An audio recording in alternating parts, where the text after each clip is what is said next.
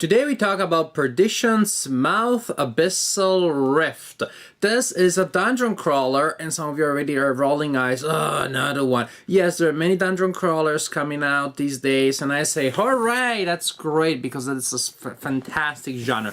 It is true that, of course, with so many dungeon crawlers out there, some of them may start looking a little bit like each other. There's going to be a certain family resemblance that sooner or later may become tedious to some of us, those that play every dungeon crawler that comes out. Perdition's Mouth Abyssal Rift is a game that falls in the category of dungeon crawlers but tries to do something very different. It is very innovative in that sense because it combines Eurogame mechanics with the staples of dungeon crawling while still trying to remain very thematic. Now, the games that are Euro games thinly disguised as dungeon crawlers, and you play those and you see that you're playing a Euro game. This one is one that tries to strike a very delicate, very fragile balance between the theme, the fighting, the casting of spells, the looting, and at the same time a rondel. Yes, you heard me right. If you know that mechanism, the rondel is a mechanic that you find in Euro games and also in fairly complex, fairly advanced Euro games. So I was very curious about this.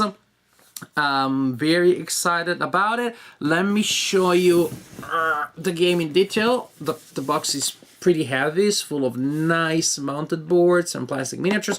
Let me show the game more in detail, the components and how the game works, and then I'll share my conclusions about the game with you. The game comes with a healthy number of different missions and scenarios to play. Each scenario sheet has a description, a narrative description on one side, and then setup instructions and special rules on the other side. And these scenarios can be played independently as one-shot adventures, or some of them can be linked into campaigns. The game will take place on a board such as this one. There are several ones available with different configurations of rooms and places, so you have variety there. At the beginning of the game, you set up the game following the instructions on the scenario card. You place the heroes on the board, you place some of the monsters on the board, and then there will be also spawn pools where you place the monsters that are not in play yet. There is a spawn pool with that symbol, which is called the primary spawn pool, then another one with that symbol, which is the secondary, and then you have the pools, the reserves, the pool from which you place spawn monsters that will enter them, the two main spawn pools, and from there they can enter the board. Each character is represented on the board by a miniature, as you can imagine, and then each character has a card with the stats and other important information about the character. The type of attack that the character performs, a symbol that links the character to a unique deck of cards. Each character has an individual one, so that is good. Description about special things that apply to that character, for example, a special ability that this character can activate by spending the type of resource, and we'll see what that is. And then here you have an area of the play card that indicates the number of health points that you have, and you place your token there. So at the beginning I start with 3 points, as indicated by the presence of that token there. Also, it indicates other things, other stats that will change as the points, the health points that I have go down or up. That is, when you use the stats from these columns, you always use the row, the column at the same level as your health level. So right now, these are action points. I only have 4 action points. My range, which is that one, is 1 to 6. This is the bonus to attack. As you can see, she's not particularly strong in direct physical attack, but she's a magician. And then defense points. So they will go up or down. I like that. That is very simple to show how losing health also has other effects on top of just getting you closer to be dead. When you're dead, well, you're dead. We're talking about cards. Each character has a unique deck of cards. On the left, you have a symbol that indicates what the card can be used for. For example, this card can generate points that can be used for an attack. This one generates points, can be used for an attack or a Special action, basically you collect points to fuel and to boost your actions to make them more powerful. This is a wild card, can be used for any type of action. And then you have cards that just have a number, so you add that to the pool of points that you're generating for that action, or they may have a description and then you simply do what it says. When it is your turn, you activate your hero, then at the end of that, at the end of your activation, the monster will activate, and then another hero will activate, the monsters will activate again, and so on and so forth. The activation of the heroes is pretty interesting because it works with a mechanism that we have mainly seen in Euro games so far, not so much in dungeon crawlers. Actually, I don't think I've ever seen it in a dungeon crawler before. There is a rondel, which is this one, that is used to regulate the actions of the character. Each character, as you can see, has a peg. I want to be careful. Has a peg that goes on the rondel on one of these holes. The rondel is divided in spokes, and each spoke has a description more or less of what the rondel lets you do. This is a single spoke, although it allows players to do different things based on whether they have range attack or melee attack. But it's divided in spokes. Each spoke has a number of holes, so not all have the same. And during the game, you will move around the board, around the rondel. You move your action peg. Oh, come on! Around the rondel to perform actions. When it is your turn, you generate action points based on the number of action points that you have at that moment, and you spend action points to move your peg on the rondel. So, for example, I have 5 action points, and I decide to spend 2 of them to move here, 1 and 2. And then I can use the leftover action points to boost the action that I'm performing here. I could have spent an extra action point, and then I would have gone here, and so on and so forth. To perform a certain action, you need to be able to land on a hole in a spoke that is still available. So right now this character coming from here would not be able to use the sprint action. Maybe the character will do something else. Actually, they have to do something else. You have to move at least one spoke on the wheel each turn. So you spend action points to activate the action, then you resolve the action itself, and once you're done, you turn your peg like this just to indicate that you went. So we continue like this until they all activated, and then we refresh them, and the order in which the characters activate next turn may change.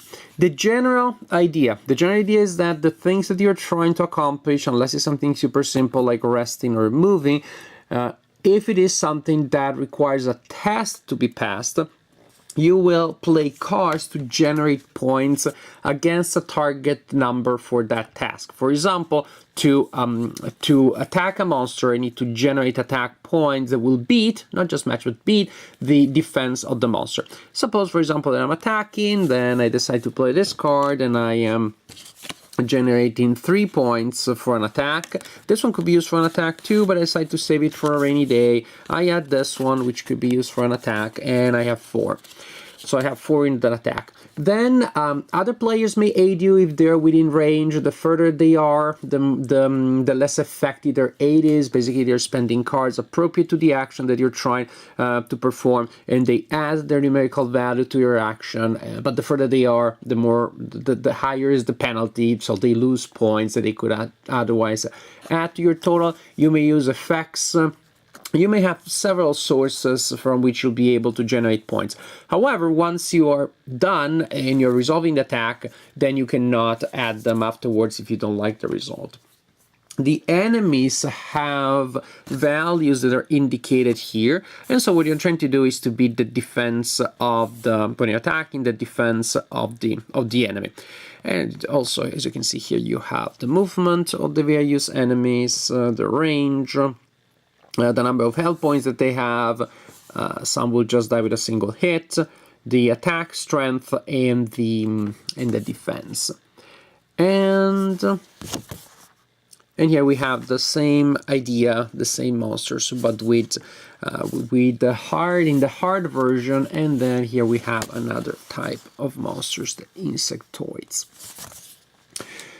So you generated your total number of points, and then you draw a card from the reaction deck. The reaction deck looks like this. It has modifiers printed on them. Some have this symbol here that applies in certain situations.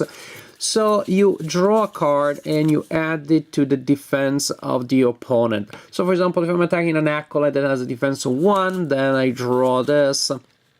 Now, the acolyte has a defense of 4, and my 4 is not good enough to beat him. Suppose that I had more points, and I had decided to, and I was able to go to 5, then I would hit the opponent, and I inflict a hit.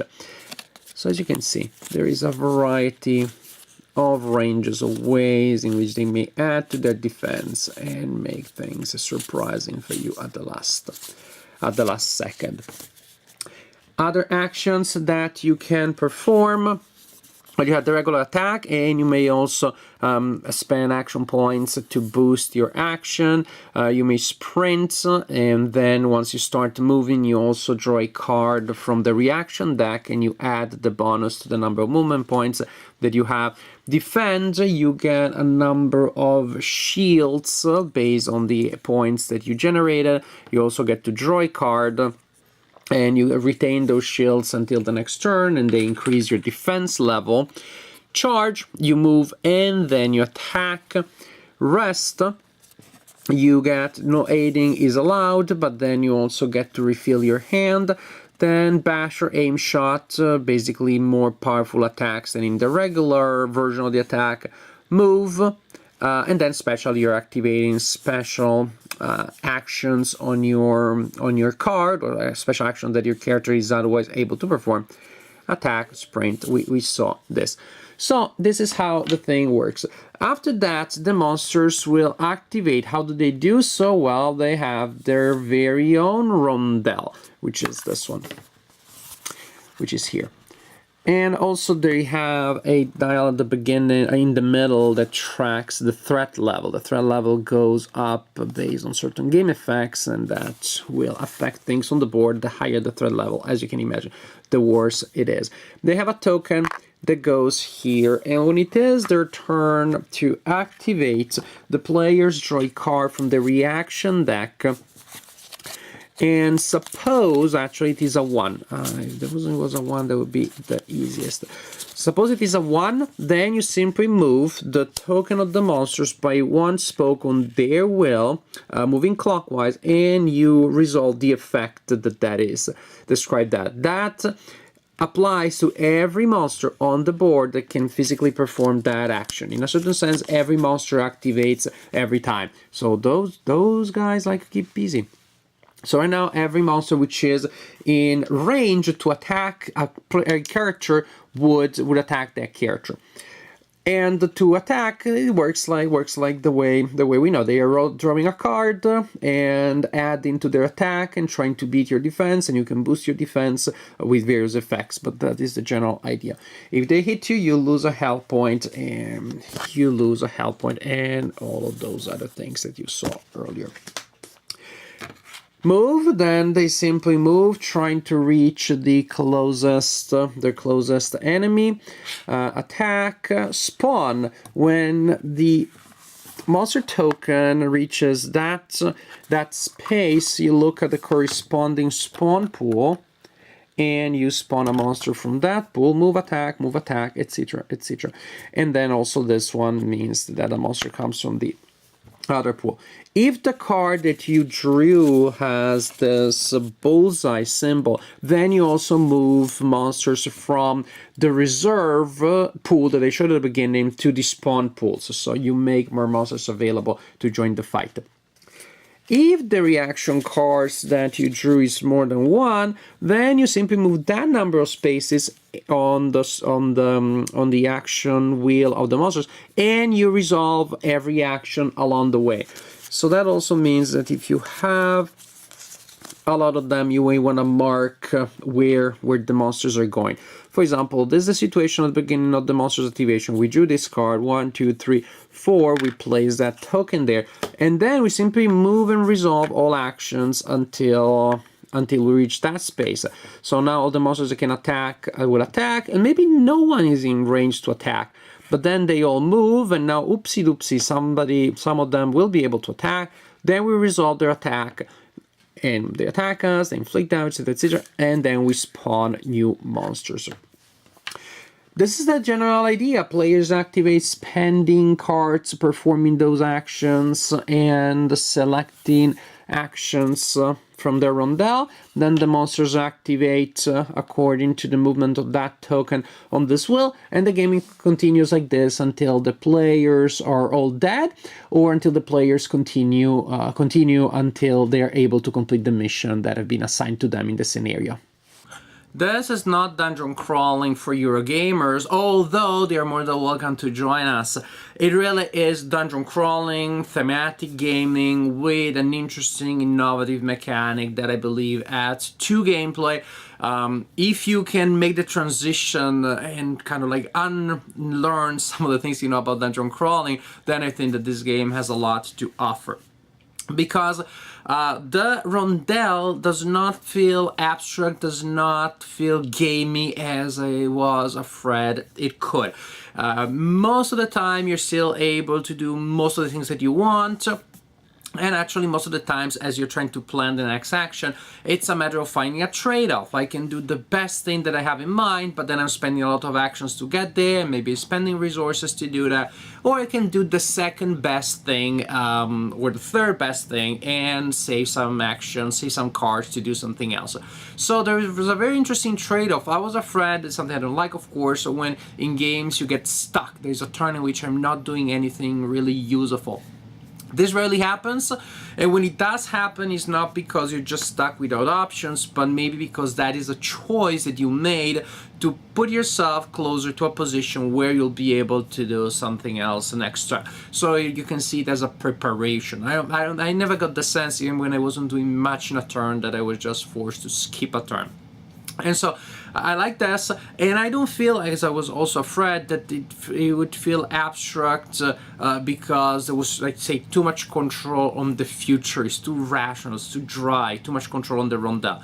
Yes, but in a traditional dungeon crawler, you have control on the fact that you can move and attack, attack and move, range attack, melee, cast spells, and here pretty much you get the sense that there are times where you're studying the tactical situations and maybe in a turn just gaining an advantage that doesn't pay off immediately, but next turn allows you to perform a mighty action.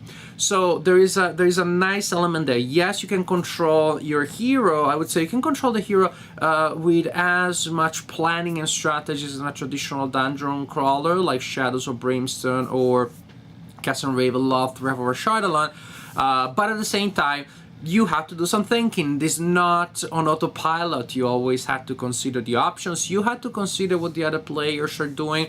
And in that, I really find that this is a game that does have that cooperative synergy. It didn't feel like a multiplayer solo at all to me. Although you can play it as a solitaire game, I tried it that way, it works fine. But as an interaction, it's really a game that encourages players to work as a team that is more than the sum of their parts. Because I don't want to clog a space on the action rondel that you're going to use. I don't want to use an action if it's more important for you than to me. I may not be doing much this turn, like I may not go there and play an epic action, but at the same time I may aid you. So I'm still doing something, I'm still engaged and entertained. Or nothing else, I'm looking at what you're doing and talking to you to make sure that you don't mess up my actions, and we can find a way that everybody's happy, or everybody's sort of happy, and everybody's doing what you're trying to do. Movement, it is not that hard to cause traffic jams in which you find yourself stuck. So again, coordination is key there. And again, if you find yourself stuck, it's not necessarily skipping a turn, because you may be the one that is at the end of a hallway and the only one that can attack the monsters in the room. We're right behind you, but again, we can aid you, and so we're really interested in seeing what happens then. Something I didn't mention in the main video, the wounds are not all the same. That is, when you lose health, you do lose health, meaning that you move the marker down on that chart that I showed you, but you also draw a card from a wound deck that has all sorts of nasty effects that feel very thematic and add a lot more to the challenge, which also leads me to say that this is a tough game. This is a really tough game, and it's great if that's the kind of challenge that you want. Probably you want some challenge. I guess then there will be ways that you can figure out to tweak the design and customize it a little bit in case you want to make it a little easier, but the challenge is definitely there. The game feels still very thematic. I was afraid about that. The Eurogame mechanic, who knows? Very thematic. The components do a good job to do that. The mechanics surprisingly really make the flow of the action interesting. The rondel with the monsters I think is really great because it controls the action of the monsters in a way that seems to be predictable, but then they're gonna surprise you all the time. So I'm very happy. Speaking about the theme, the art does a very good job of bringing the theme to life. The art probably is not for everybody because it's very dark. There are some images that I wouldn't feel comfortable showing to my daughters anytime soon. The game is complex enough that probably you won't feel like, oh, my children have to play this right away. But even for adults, some of the horror-ish art maybe not their cup of tea. There's a subjective element there. I personally like it because I like horror and I like this different take on high fantasy, darker high fantasy, sort of like Chaos in the Old World type of art and feel to it. So I like that. A little caveat there, that may not be for everybody. One small thing, one small detail, probably if you're playing a one-shot game, you will need to figure out some victory conditions a little more detailed, a little more clear than what you have in the rulebook. That pretty much says, you know, somebody dies and then you play until the end and that's it. In a campaign that makes sense because if somebody dies and somebody survives, then in the next stage of the campaign with fewer heroes, it's going to be tougher. But if it's a one-shot adventure, you die and I exit. Did we win? Did I win? Did you lose? Not having a clear condition there may not encourage cooperation, camaraderie, and teamwork. The idea is, in fact, that I want to be able to care about the group. It's really when the heroes work with each other that the game works well, but there's a possibility of a hero that is almost next to the exit and just makes a run for it and leaves everybody behind. That feels weird thematically. To me, there should be a rule that if a hero or two die, then the entire group loses the game. Otherwise, it just feels like I'm working cooperatively until that's convenient to me, and then I'll just leave, and at the end we don't really know if we won or we lost. That's the only limitation I see in the rules as written. When you're playing the game in single scenarios rather than a campaign. With a campaign, you will care about every hero because you want to make sure everybody's there. In one-shot scenarios, you may have to tweak the victory conditions a little bit, but that's something that is easily done if you feel that is even a problem, which maybe is not the case with your group. Perdition's Mouth, Abyssal Rift. Kudos for the designers that tried to do something very new, very different. When you just think that the dungeon crawler has nothing new to say, look what happens. Somebody reinvents the wheel or reinvents the rondel. This is a dungeon crawler that feels like no other dungeon crawler. It's very different from the rest. It's fun. It's very interesting and fun to play. It has a very good sense of theme and story. And well, if you just had dungeon crawler fatigue from the usual move, attack, roll a d20, add a modifier, look no further. Perdition's Mouth, Abyssal Rift will give you a nice break from that style of games. And you know, maybe this is the beginning of a new trend, a new tradition, a new family of dungeon crawlers. I personally hope so, because this was a fun game and I wouldn't mind playing more games in the system in the future.